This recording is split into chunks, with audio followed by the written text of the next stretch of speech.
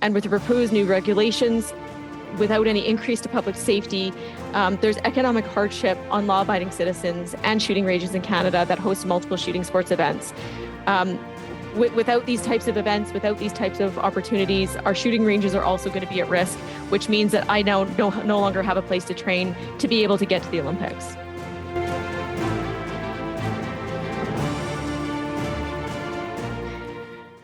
So my name is Lynda Kiejko. I'm a professional civil engineer. I'm a mother to 3 young children, a 2-time Olympian in the sport of pistol shooting, and currently the president of the Alberta Handgun Association.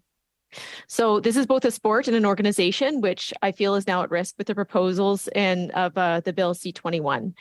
I'm a medalist at both the Pan American Games and the Commonwealth Games. And currently I now spend a lot of time that I could be training or spending with my family, applying for additional permits on top of the already process to be able to get an authorization to transport when I'm leaving the country to represent Canada. I've represented Canada on the world stage for over 20 years. And quite honestly, I can say that there's no greater honor than being able to wear the maple leaf and representing my country. However, recent changes and implementation of the handgun bans have done nothing for reducing violence, in my opinion. They've done nothing for increasing public safety. However, they have added several weeks to my preparation for international competition. Since the import of handguns was placed into effect on August 19th, I've spent more than 2 weeks communicating with the government department, only for them to realize they were not able to process my export permit, which usually takes up to about 6 weeks to attain. I now have to pay to bring my own firearms back into the country while I represent Canada on the international stage.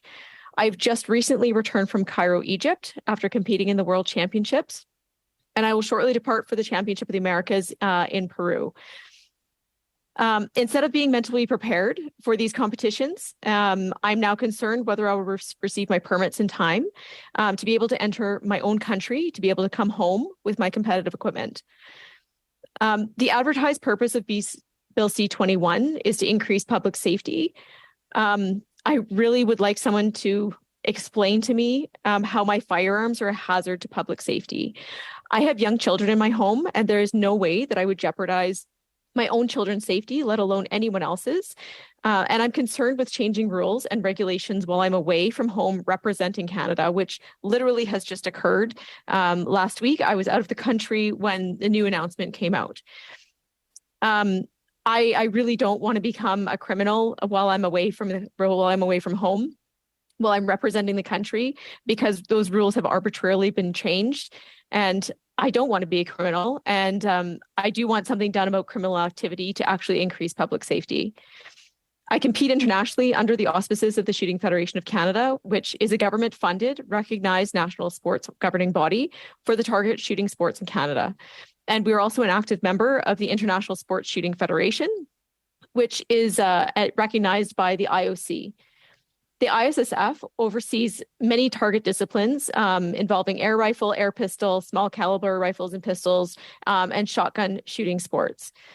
There are more than just the Olympic and Paralympic events and the disciplines that are recognized by the ISSF, because there's a lot of events that shift over time, but they're still recognized at that international level. Bill C-21 is an attempt to manage criminal violence. It may have some components that help to do that, but my concern is components of this really strangled a large portion of our sports resources. And it's competitively practiced by people who are 13 to well into their 80s and 90s. It is one of the most gender inclusive, age inclusive, physically inclusive sports that you could possibly find. Shooting sports of all types is very inclusive. And it doesn't matter your age or your ability.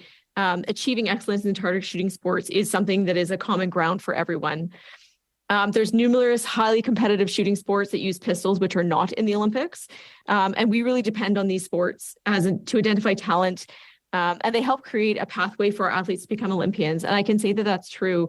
I started straight into the Olympic disciplines when I was a child. However, I know several of my teammates and competitors and people I've met internationally started in those non-Olympic events to be able to become Olympians and to become internationally recognized competitors.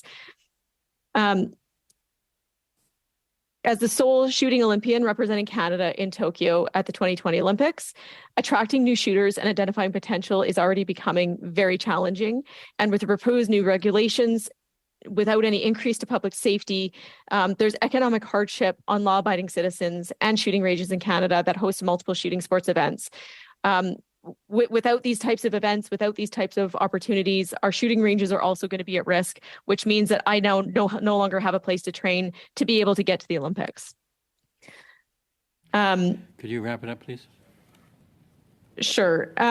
Competitive shooters in any event are highly focused and trained into individuals who we really respect our equipment with the same regard as any other athlete, be it skiing, cycling, basketball. Shooting sports have the highest rating of safety above all sports. Thank you. Thank you.